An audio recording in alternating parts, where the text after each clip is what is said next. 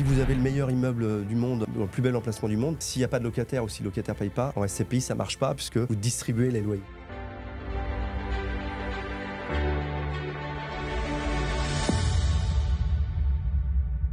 Bonjour à tous, aujourd'hui nous recevons Franck Ingels, directeur de la distribution d'Intergestion, pour parler de leur SCPI Crystal Life. Et pour ne rater aucun entretien avec nos gérants de SCPI, abonnez-vous.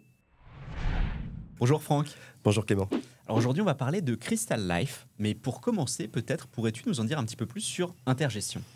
Oui, bien sûr, Intergestion est une société indépendante et familiale, et vous verrez que ça a son importance, qui existe depuis 35 ans aujourd'hui. C'est un pur player SCPI, on a toujours créé, géré et piloté des SCPI. Le fait que ce soit indépendant et familial, pour moi, ça vient apporter aussi une patte d'alignement finalement entre les intérêts de la maison de gestion et ceux de ses associés pour un travail un peu au long cours. Il y a deux grands critères forts d'ADN, deux grands marqueurs pour moi que j'ai envie que vous puissiez retenir. C'est qu'on a quand même une approche du marché qui est par le fait de minimiser, de purger au maximum les risques immobiliers. On en parlera sans doute sur les fonds, sur une approche qui est très centrée sur le locataire, sur sa qualité, son business model. Et puis, on a une logique de création de valeur potentielle aussi forte.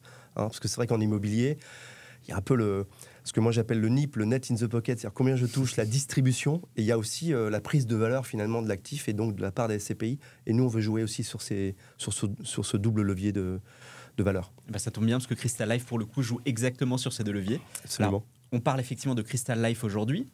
Crystal Life, c'est quoi ?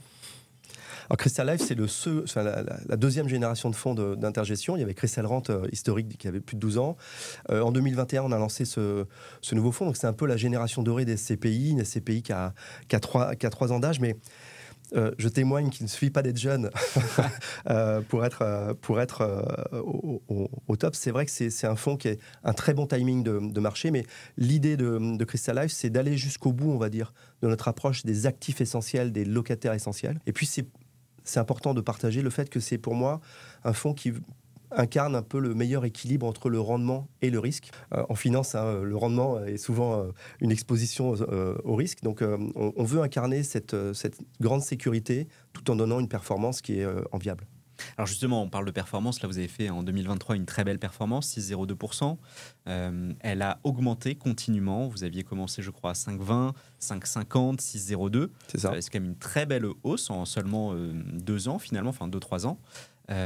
Comment l'expliques-tu et quelles sont les ambitions par rapport à cela ? Alors, c'est pas terminé, parce que c'est vrai qu'on est dans un contexte de marché où on a vu que la hausse des taux, mécaniquement, avait généré une baisse d'un certain nombre de prix. Pas sur toutes les classes d'actifs, mais on sait que le bureau a souffert, mais j'aurai des contre-exemples sans doute sur Crystal Life parce qu'on fait aussi du bureau. Crystal Life, c'est une diversifiée, donc ça nous permet d'aller chercher toutes les opportunités dans toutes les classes d'actifs. Et c'est une diversifiée européenne, donc on peut aussi étendre le terrain de jeu au-delà de la France. La France, c'est à peu près 30% de l'investissement professionnel en Europe, donc c'est une zone quand même très importante. Mais il y a de très belles opportunités aussi. Ça nous permet d'être très large. Pour le coup, cette année, on a l'ambition de distribuer 6,50. Si on regarde les distributions mensuelles, puisqu'on distribue mensuellement sur Crystal Life, on a cette logique-là. Et ça vient du fait qu'un certain nombre de prix ont baissé. Donc forcément, quand on achète moins cher, on a une meilleure performance. Ça vient aussi des capacités d'indexation aussi d'un certain nombre de locataires qu'on peut avoir dans Crystal Life qui viennent créer une valeur supplémentaire aussi par l'indexation des loyers. Ça nous permet de, sans être foufou, on va dire, en termes d'investissement ou en termes de délivrance de performance, qu'on garde des réserves qui sont de bon niveau dans la profession. Sur le fond, on a une certaine sérénité à distribuer ce niveau-là. Le marché a permis qu'on évalue, qu'on augmente la performance restituée, 6,50 en ambition cette année en 2024. Ouais, c'est quand même une très très belle hausse. C'est quasiment 10% d'augmentation sur la distribution par rapport à cela. Et en plus, comme tu le rappelais, il y a 2 facteurs de performance dans une SCPI. Évidemment, la distribution sur laquelle... finalement que tout le monde guette, mais aussi la valeur de part. Et pour le coup, vous avez une approche très intéressante parce que vous avez une très grosse décote. Au 30 juin 2024, vous êtes à 9,31% de décote sur cette SCPI, ce qui est extrêmement proche finalement de la limite des 10% réglementaires qui vous forcerait à réévaluer le prix de part. Vous avez en fait une valeur de reconstitution qui a toujours été supérieure au prix de part sur Crystal Life. Comment l'envisagez-vous ? Vous avez aussi augmenté le prix de part.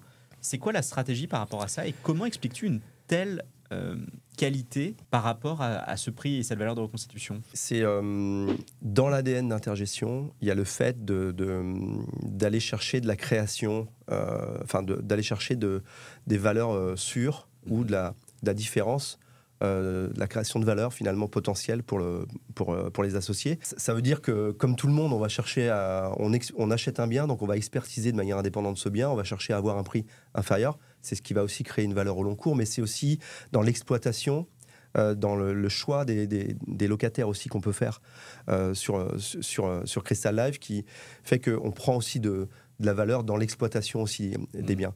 Et après, pour nous, a fortiori dans le contexte qu'on connaît, où il y a un certain nombre de fonds qui ont vu leur valeur baisser l'année dernière et cette année. Sur des typologies particulières de bureaux, c'est vrai, mais nous, on veut aussi créer une sécurité au long cours. En moyenne, même si ça change, aujourd'hui, le délai moyen de détention d'une SCPI, ça reste 22 ans, donc c'est produit quand même au long cours. C'est sûr qu'en ayant plus de 9% de décote, ce mot est négatif, mais il est très positif, c'est-à-dire que le patrimoine vaut plus de 9% plus cher que le prix de part, donc c'est en soi une bonne affaire. On veut créer aussi une certaine sérénité, puisqu'il faudrait 24-25% de baisse de tous les actifs que compose le fonds pour être obligé de baisser le prix de part. Donc on donne une sécurité aussi là-dessus.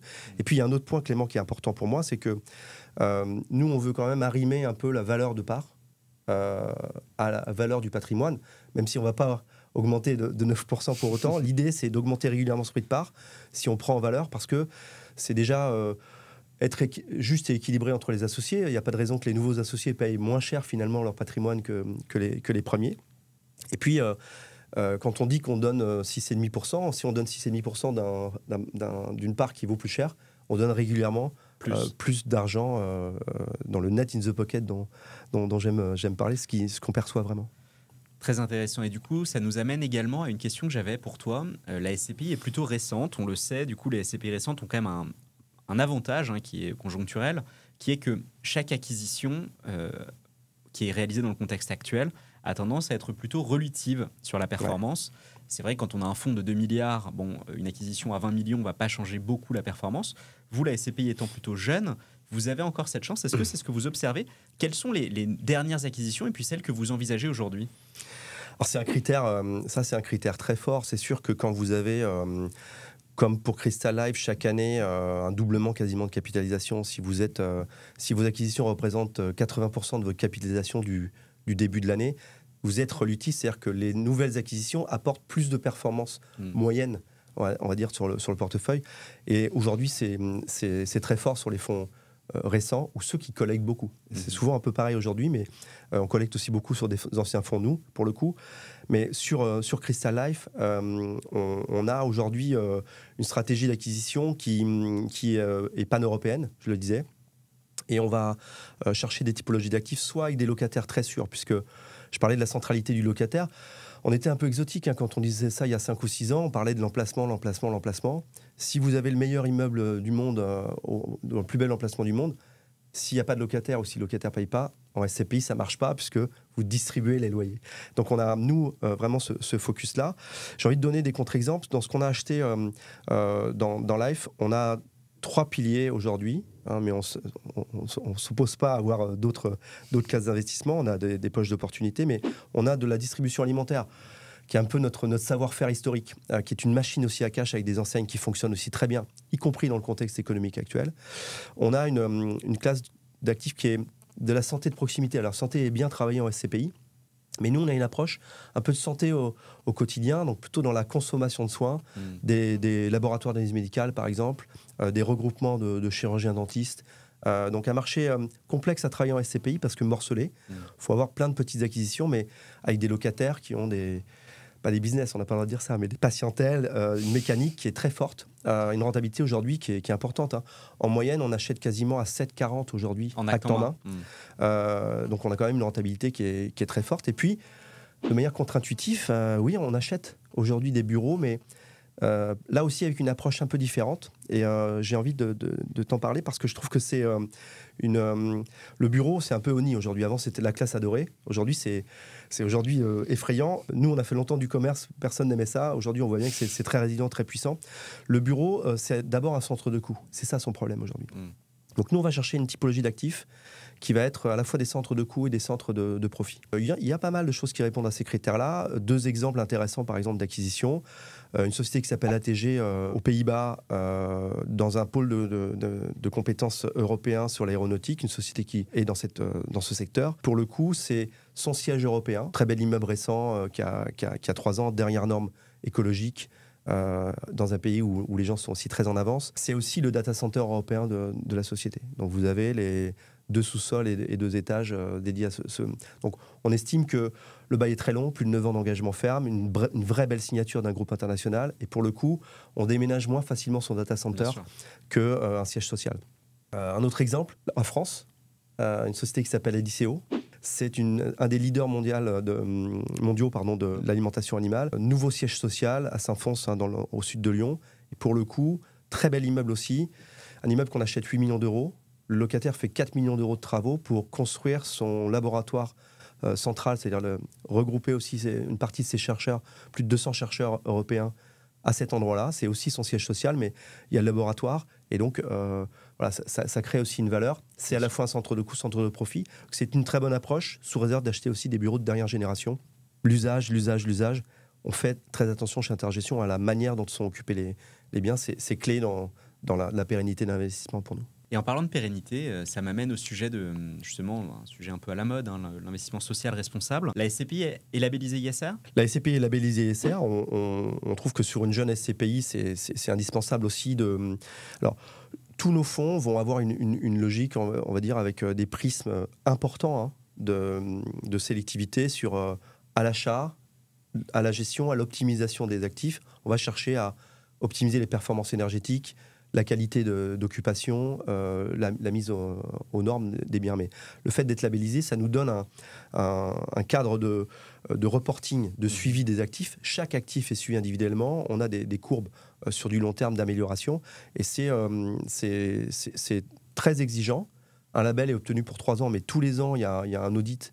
Donc c'est très contrôlé. J'ai l'habitude de dire que ce n'est pas une peinture verte. Il y a une vraie sincérité dans cette logique-là. Ça impose d'acheter des actifs qui sont quand même performants et dont on doit optimiser encore la performance au fur et à mesure, qu'ils soient bien aussi connectés, qu'il y ait aussi des critères de gouvernance qui soient assez forts. Donc c'est vraiment pas un petit label en plus. C'est une réalité. Et ça, un engagement. Ça impose d'acheter des actifs aussi qui ne soient pas déclassés ou déclassables dans les années qui viennent. Donc il y a un certain nombre d'actifs qui sont évincé aussi du scope d'investissement de ce fait-là. Et alors, j'aime bien poser la question parce que ISR, finalement, tu le rappelais, c'est 3 axes, l'environnement, social, gouvernance.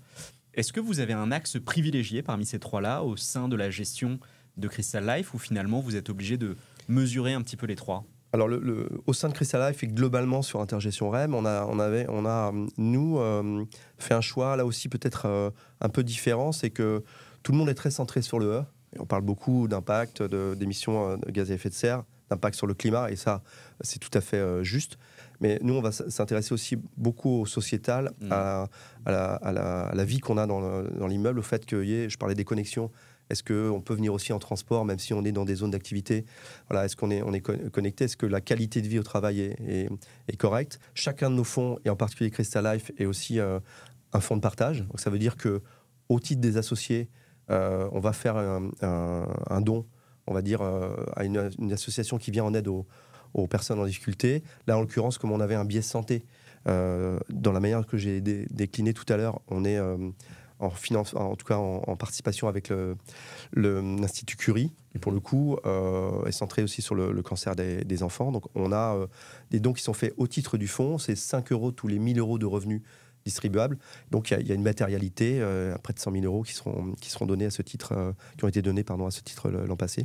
Il y a déjà un impact aussi concret. On a au niveau de la maison de gestion aussi une action qui va vers le climat, là, pour le coup, qui est avec une ONG qui s'appelle WeForest, qui vient reforester ou en tout cas agir aussi en local dans les zones les plus déforestées du monde, avec de la création d'activités aussi pour les populations locales. C'est important en immobilier de rester très, très matériel, donc soigneux sur les actifs, sur la vie dans ces actifs, et avec des actions aussi qui sont en plus sur des ONG ou des associations qui viennent en aide aux personnes en difficulté. Et alors du coup, là, si on prend un petit pas de recul, comment tu décrirais vos ambitions sur la fin d'année 2024 et 2025 pour Crystal Life ?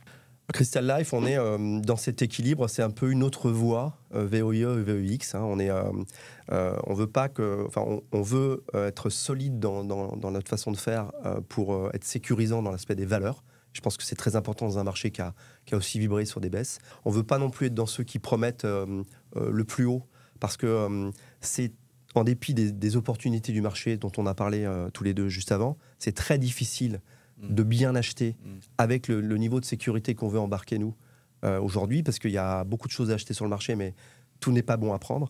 Donc on veut garder cette mécanique d'être fort en valeur. L'ambition de cette année de 6,50, on est à l'aube du dernier trimestre, donc on est dans une bonne ambition pour délivrer ces 6,50. C'est à la fois très beau, mais aussi peut-être effrayant, j'imagine, en tant que gérant, de voir 5,20, 5,50, 6,02, peut-être 6,50. C'est quelque chose que vous pensez pouvoir tenir dans la durée ? Alors, c'est un point important, Clément, parce que pour moi, les convictions ne sont pas solubles dans l'actualité. C'est-à-dire qu'il s'avère qu'on a pu passer d'une ambition qui était entre 5,20 et 5,50, qui était l'optique de Crystal Life à son lancement en avril 2021, à 6,50 aujourd'hui de taux de distribution, parce que le marché l'a permis. Mais on a gardé le cap de la construction du fonds tel qu'on l'a décliné ensemble sur les trois piliers, et sur la sélectivité qu'on peut avoir sur la création de valeur potentielle aussi sur les actifs que l'on achète. Donc il s'avère que dans le contexte du marché, on pense que les prix relativement bas vont encore durer, même si on voit que la courbe des taux a changé de sens. Mais pour le coup, on sait qu'à l'horizon encore du premier semestre 2025, il y aura à nouveau des acquisitions de qualité à bon compte. Je le disais, en moyenne d'acheter à 7,40 aujourd'hui, ça permet de donner 6,50. On a des niveaux de réserve qui sont réconfortants, on va dire, sur Crystal Life. Donc on reste très serein là-dessus. On veut continuer sur cette ligne de crête de 6,50. En tout cas, sur l'ambition 2025, on aura cette volonté-là. Après, il y a un équilibre, parce que tu l'as dit, on a aussi, comme je disais, qu'on arrimait un peu la valeur de part à la valeur du patrimoine. On a eu des hausses régulière. Là, on se situe un peu en haut, très, très proche des plus 10% de valeur. Donc, on a aussi cet équilibre aussi d'augmentation régulière du prix de la part, avec la délivrance d'un même taux. Et forcément, si on augmente le prix de part, c'est plus dur de donner le même taux que l'année d'avant. Donc, c'est un point important, mais on veut rester aussi sur ce niveau, parce qu'on sait aussi que les épargnants ont des attentes fortes quand même en termes de performance. Et donc, on veut, avec Crystal Life, qui est un produit de dernière génération, donner une performance au long cours, haute. C'est un point important, parce que sur Crystal Rand, qui est notre fonds qui a 12 ans, on a toujours donné le même niveau de performance. Généralement, quand un fonds, une SCPI grossit, elle a tendance à avoir décliné son taux de distribution. Chez Intergestion, on essaye de maintenir ça, et on l'a fait sur nos précédents fonds. Et alors, Franck, du coup, pour nos auditeurs qui maintenant sont évidemment convaincus, j'espère. Je l'espère aussi. Comment on investit dans Crystal Life ? Évidemment via Louvainvest ou ailleurs, mais comment ça se passe ? Non, c'est vrai qu'on préconise de se faire accompagner par des professionnels aussi pour l'investissement en SCPI. C'est un produit long terme. Chez Intergestion, on fait partie de ceux qui sont convaincus qu'on doit rendre accessible la SCPI. C'est vraiment une nouvelle façon de faire de l'immobilier, de manière très diversifiée, d'embrasser un patrimoine, pour moi, qui serait dédié à des institutionnels ou des grands investisseurs. Pour nous, c'est l'achat d'une part, 204 € pour Crystal Life, plus le fait de pouvoir amorcer aussi un investissement mensuel ou régulier, un versement programmé. On n'en parle pas souvent, même si j'ai l'impression de souvent le dire. C'est une excellente façon d'investir dans l'immobilier, le fait d'amorcer en plus d'un versement, parce que je dis une part, mais ça peut être 100 parts, 1000 parts, 10 000 parts, aucun plafond, limite. Aucune limite, bien sûr. Mais dans l'esprit, vous pouvez amorcer un versement chez nous à partir de 25 € par mois, et le modifier, l'annuler, le suspendre à n'importe quel moment, de manière très simple en ligne. Pour le coup, c'est très fluide, simple, et fait un peu Netflix. On peut modifier à n'importe quel moment. Ça permet de constituer un patrimoine aussi au long cours. Un petit tip que j'aime bien partager, là, c'est de dire que si vous versez pendant 20 ans, en long terme, la même somme par mois, vous pouvez vous dire que vous aurez cette somme-là en revenu à vie. Ensuite, si je verse 200 € pendant 20 ans, j'aurai 200 € de revenus complémentaires.